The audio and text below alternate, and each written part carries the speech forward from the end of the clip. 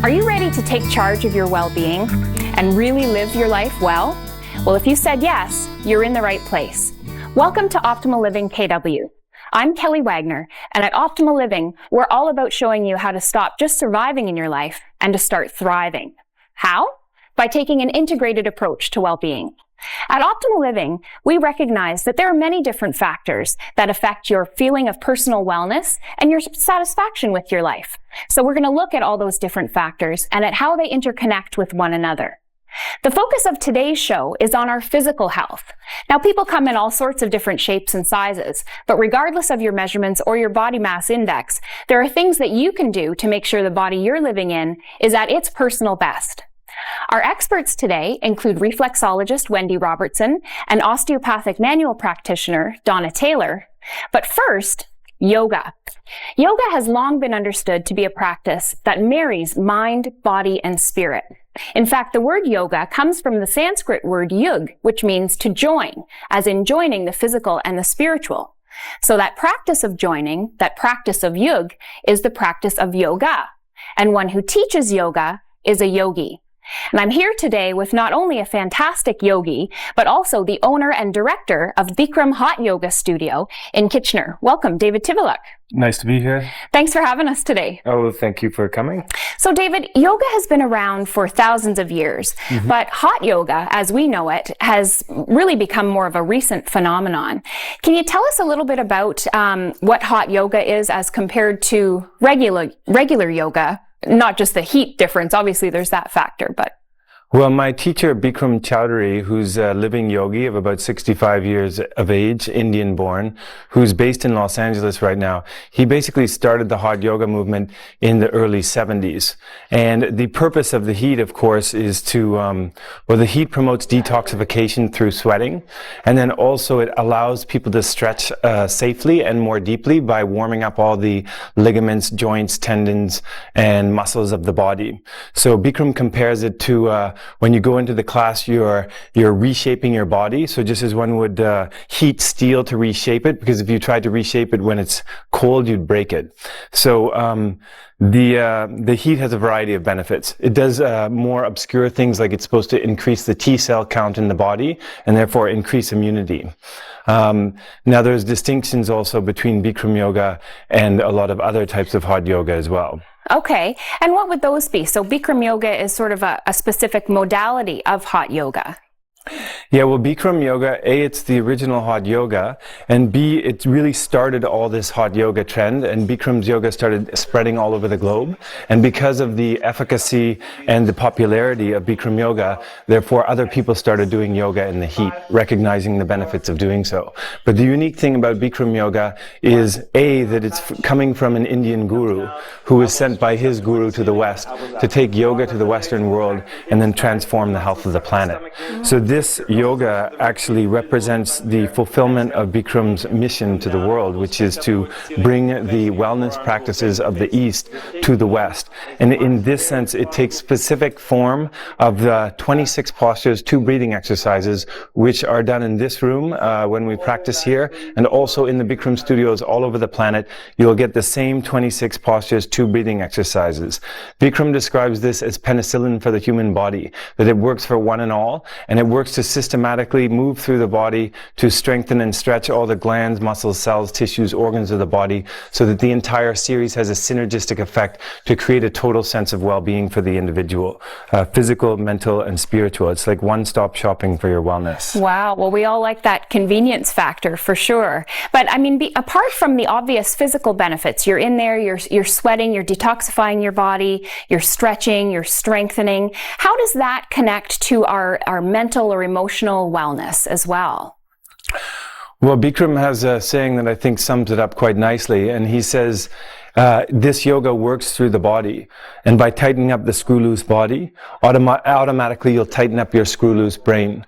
So while Bikram yoga is often looked at as a very physical practice, almost like a yoga aerobic practice, and is not considered to be spiritual, Actually, I would say the contrary is true. I've never before received such powerful spiritual benefits by any physical yoga practice. That's right. I know for myself, I've been practicing Bikram hot yoga for just about a year, and that's one thing I noticed is that it gets you out of your mental body, which is very, very chattery. And I think the first few times I came, it's a matter of mind over matter in some ways, to stop focusing on the talk that's saying, oh, so hot, and focusing on actually what's going on in your body. So it's almost like, and you refer in class to it being a moving meditation of sorts. Yes, a 90-minute awake moving meditation. Right. So it's the integration of the physical, the spiritual, the emotional, and the mental. All is taking place in there. You need your mental discipline to stay in the room, to keep going in the class. You need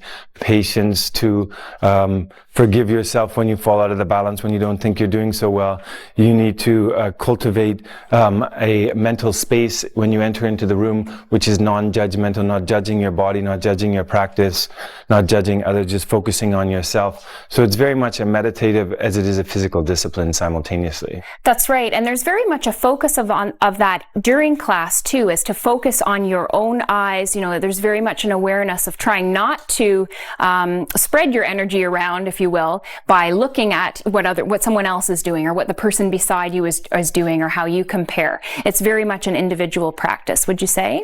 Absolutely. And you simultaneously get the benefit of the group because you have all the energy that's in the room and you have the guidance of the instructor.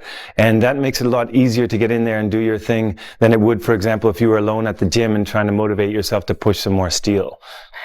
That's true. So even just, sort of feeling, not comparing yourself to the performance of the person beside you, but maybe gaining strength from that, or even sending strength to that person. If you see that they're struggling in a pose, being strong in your own pose can kind of help the energy of the room in that way. Absolutely. Wonderful. And then the instructor participates in that as well. Of course, they're trying to lift up the energy of the room and keep people motivated and say motivating things. And the talking of the instructor often helps get the people out of their heads too, because the talking keeps going and so you don't have time to think about yourself.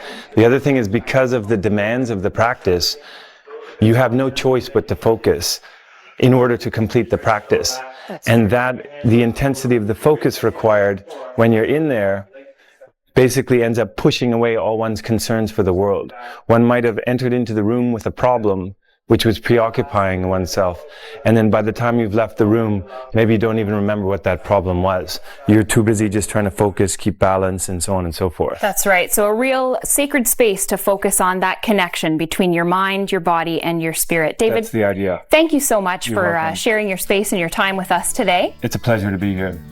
You can find out more about David and about Bikram Hot Yoga by visiting our website at optimallivingkw.com. And coming up next on Optimal Living, we'll be exploring a full body foot massage with reflexologist Wendy Robertson. We'll be right back.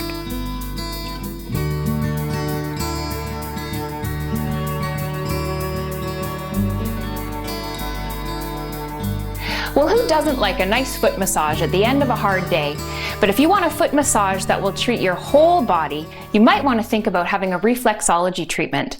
We're here with reflexologist Wendy Robertson, who's going to share with us some of the benefits of reflexology. And Wendy, what is reflexology? Like, really, how does it work as opposed to just a regular nice foot massage?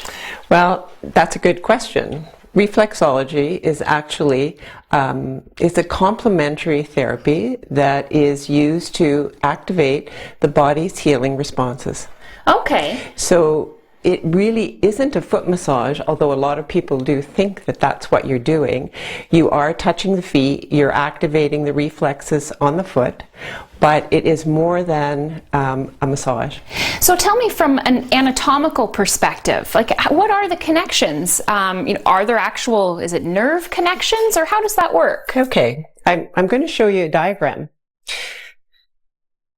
Here we have a picture of the body torso, and you'll notice a line drawn down the middle. So it's actually divided in half. The left side of the body is reflected on the left side of the foot, and the right side of the body is reflected on the right side of the foot. Okay. Looking at this picture that's a little bit larger, Yeah.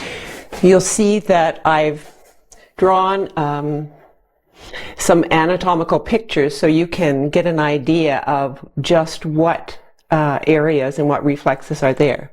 Okay. So in actual fact, the whole body is shown everywhere on the foot, bottom and top. Right. At the top, we have brain. You can see eyes, neck, sinuses. If this was your head, that would be reflected on your foot. Mm-hmm. You have brain and head.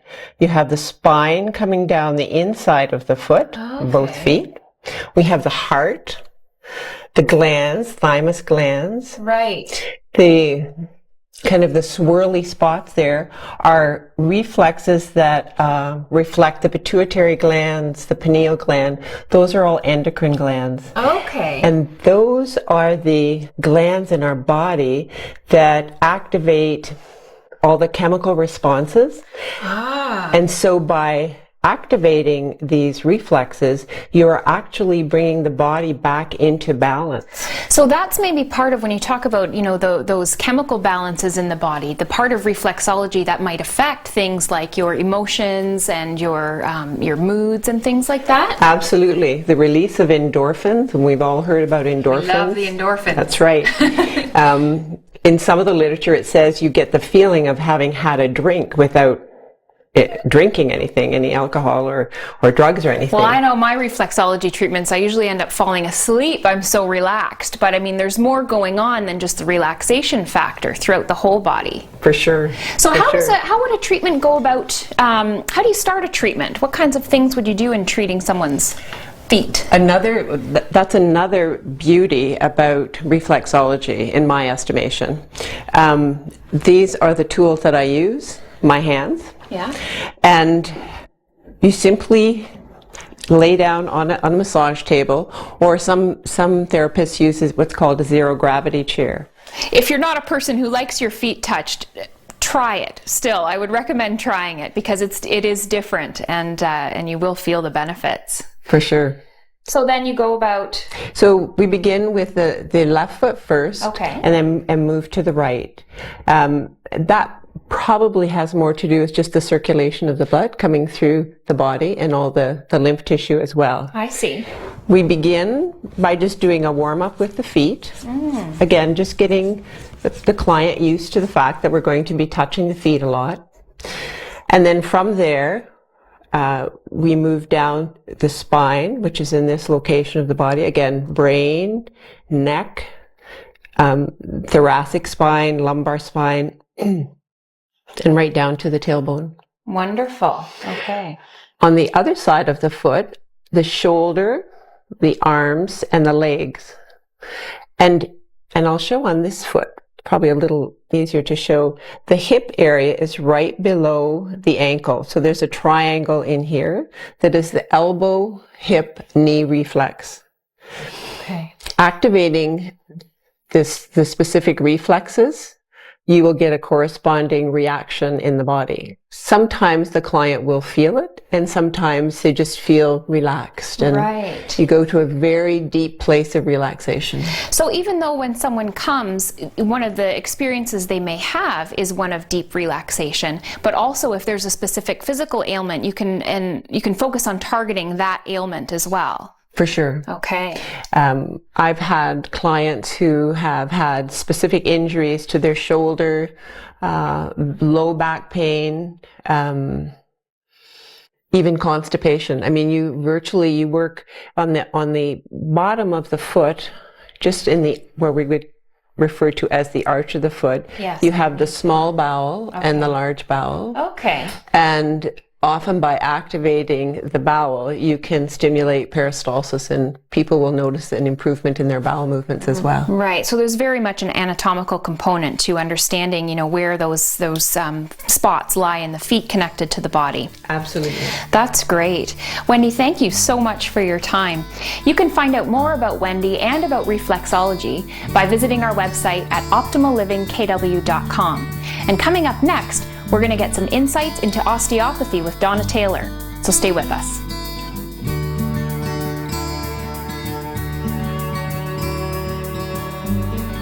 While many of us appreciate the idea of taking a holistic perspective when it comes to our health, sometimes it can be a challenge to find healthcare practitioners that are willing to help us manage our well-being in that way. But there is a field whose practice it is to incorporate the whole body in treatment and who respects each part of the patient during treatment, mind, body, and spirit. Here with me to tell us more is osteopathic manual practitioner Donna Taylor. Good morning, Kelly. Morning. Donna, osteopathy is not a term that necessarily everyone is entirely familiar with. Can you tell us what osteopathy is? I can, but I think before we actually get into a discussion on what osteopathy is, it would be beneficial to clarify the relative and various designations of osteopaths in Ontario, because it's confusing to people. Okay. Like while I practice manual osteopathy, I'm not an osteopath. The term osteopath has been reserved for medical physicians. Medical osteopathy is a branch of the medical profession in the United States. Right. So a DO, a doctor of osteopathy, can perform surgeries, write prescriptions, diagnose. Okay. The Canadian College of Osteopathy graduates students with a designation of a DOMP.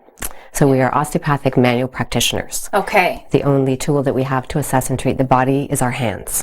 I see. So that's an important distinction between the American osteopath, Yes. osteopath, They are osteopaths. and the Canadian. Okay. Yes. So you are a DOMP. That's correct. Okay. Yes. And what's the philosophy behind your osteopathy? What's the philosophy behind your Osteopathy is a form of manual treatment therapy that's based on the medical practice methods and philosophy of Dr. Andrew Taylor Still. He's in the portrait on the left over there. Okay. Andrew Taylor Still founded osteopathy in 1874. And osteopathy is based on an in-depth knowledge of anatomy, the structure of our body, and function, physiology. So we apply those two things to the body for every disease, disorder, and dysfunction to find the root cause of the problem. Okay. So we look at the body as a functional unit, as a self-correcting mechanism. Wonderful. And the practitioner's role then is to find the blocks and interferences, to facilitate the removal of them so that the body's own internal self-correction can kick back in and bring the body back to balance for that individual. Okay. Yeah, there's a lot in the philosophy of osteopathy. I think the greatest benefit is that there are four main principles that are applied to the body when we're looking for that root cause. Okay. And you could say that any discipline that's a healing art that wants to help the patient is looking for the source, Sure. right, in order to give them benefit. But I think it's the application of those four principles that really makes the difference. Okay. And I think that might be a defining point too in general for holistic medicine, is that looking for the source of the problem instead of just kind of finding a surface, a Band-Aid solution, trying to get to the root of the problem. And that might be best shown through an example. So Okay, I'll just come over sure. to the skeleton. Great. If one of the more common things that a patient would walk into my office with is maybe lower back pain, right? So we'll look at the lower three lumbar vertebrae, L3, L4, L5. An osteopath is going to assess those things for structural integrity. So one of the main principles is that structure governs function. In other words, the structural integrity of the unit is dependent on how it's going to function. If you think of a garden hose in your backyard, right? If it's working fine and then all of a sudden the tubing is blocked or kinked or perforated, the function of the whole thing is compromised. Right. Great So we're going to example. look at the structure, and to do that, to assess that, we're looking at position, mobility, and vitality. Is the position of the vertebrae in the right place? Is the angle of the vertebral plateau angled correctly for that part of the spine? Does it have mobility? Can it do flexion, extension, side bending, rotation, right? Okay. Is it vital? Is there a life force of vitality in that area? Oh, So okay. if all of that's working fine and the patient still came in with back pain, I believe them, they're in pain, Yeah. but there's no problem there, right? Then osteopathically we're thinking further afoot, thinking again, the second principle of the philosophy being that the body's a functional unit. So as a functional unit, I'm going to think that those lumbar segments are attached to the iliac crest. So Okay. then we have a literal attachment to the pelvis, and I have to look, how's that pelvis functioning in relation to the lumbar, and is it the cause of the problem for the patient's back pain? Okay, so maybe if it's not that particular lumbar area, it's something that's connected there that's little more contributing to it. Okay. Sure. Yeah. Is there an anterior scar from an appendectomy or a C-section scar pulling forward on those vertebrae? I'm going to be thinking digestive orders because, ulcerative colitis, celiac disease, irritable bowel, anything that inflames that part of the lower sigmoid that's wrapped with a fascial sling onto the disc between L4 and L5. If it's pulling forward and rotating, that could be a source of a pinched nerve or something in the low back. Okay, sure. You know, but again, I mean, that's kind of global in the pelvis. You would expect us to look in that area. Right. Osteopathically, again, though, if that's functioning, we're going to go further afoot. I'm going to be thinking cranially as the C1, L5 vertebrae kind of balance two ends of the teeter-totter. You're going to think muscle attachments to the lumbar, the latissimus dorsi attaches via fascial girdle onto the lumbars, comes up onto the anterior part of the humerus and the shoulder. So someone's shoulder surgery 10 years ago, or a shoulder injury, something going on in their neck, could be pulling that muscle too tight on one side, and again changing the triangle of the mechanics onto that part of the spine. Right. I'm going to be thinking 26 bones of the foot, lower leg mechanics, how the person's hip, is in the socket, how the force of gait and gravity comes up through that mechanism onto the lumbar spine. So Donna, what would be the most common question that a patient would have for you? Well, that's a good one. I think it would have to be around palpation. If I'm working the physical body, and I'm picking up a foot and mobilizing the knee and testing and assessing and doing osteoarticular treatment technique, the patient can tell that they're being manipulated and they know what's going on. When I'm doing visceral work or vascular or fluid pumping, it's a very, very light palpation, and typically the first time the patient's lying on the table and they don't think anything's happening, they can't feel anything, right? Oh, okay. So again, in reference to the body as a functional unit, there's a sheath of connective tissue, fine film membrane that's continuous from head to foot, like a child's one-piece pajama sleeper, right? Okay. So if I engage that fascia, if you imagine the sheath as that one membrane, and I come onto someone's feet, and I'm doing a mobility testing, as I pull, I can tell if there's a block in that because the sheath comes freely, it moves, right? There's no resistance to the pull. Right. But if the person has had a knee injury, say they've been skiing, the people's feet here, their knee there, and I'm testing the membrane pull, you can tell where the restriction is because the membrane, it freely moves on this side, but the block is anchored there. And in fact, you can tell exactly where it is because the trajectory of the lines of pull show you exactly the location. So far what we've talked about is the physical body, but if you think of that as a learned anatomy, there is also an anatomy that is relative to our emotional body, say. We put grief in the lungs, we have frustration and anger in the liver, our kidneys hold terror. Like that's an anatomy. 20 people come in that state, they're all going to have it in those specific organs. So we're just learning that now. If you think 200 years ago, we didn't even know the anatomy sort of the vascular system. So we're learning and it's growing, but I think each of the layers of who we are, and there's 7 of them at least, right? Intertwine, interconnect, and they all have that kind of anatomy. And osteopathy will listen through that to find the root source. If someone's in a car accident and they have the physical whiplash injury to them, but at the same time the passenger or someone in the other car died, there's an emotional shock, and which is the greater issue, which is contributing. Of course, both are present, but it's a listening to who's under your hands, and one individual, it may be the one problem that's primary, and for another individual it may be completely different. Right. So there is definitely an emotional tie-in to some of the physical ailments. Hugely, for sure. And I think maybe not always, right? Yeah. But it is a component, and it can't be missed. We can all, probably relate to the idea of having that broken heart where it literally does feel physically painful, and so that's maybe an example that most of us can relate to in terms of an emotional issue that's manifesting physically. Yeah, totally. And we would think that that's a separate issue, but on a literal level, when I'm palpating, if someone's in an emotional heartbreak, you can feel that the heart's been pulled off its axis. Eventually, that's going to affect its physiology. It's going to become a physical issue, right? It impacts the other layers. So informative, Donna. You can find out more about Donna Taylor and about osteopathy by visiting our website at optimallivingkw.com. Well, what a great show today with lots of helpful information and new insights on ways that we can achieve physical health and how a healthy body impacts the other areas of our life in a good way too. Remember, you can achieve physical vitality by taking an integrated approach to your well-being and considering your body's health together with all the other aspects of your health and well-being. Once you start down the road in one direction towards your health, you'll find that other areas of your life improve too. Be sure to watch all the episodes in the Optimal Living series to get the most holistic understanding of how it all works together. And email me your comments and your questions by visiting optimallivingkw.com, where you'll find other resources that will help you take charge of your well-being. I'm Kelly Wagner, and until next time, live well and be well.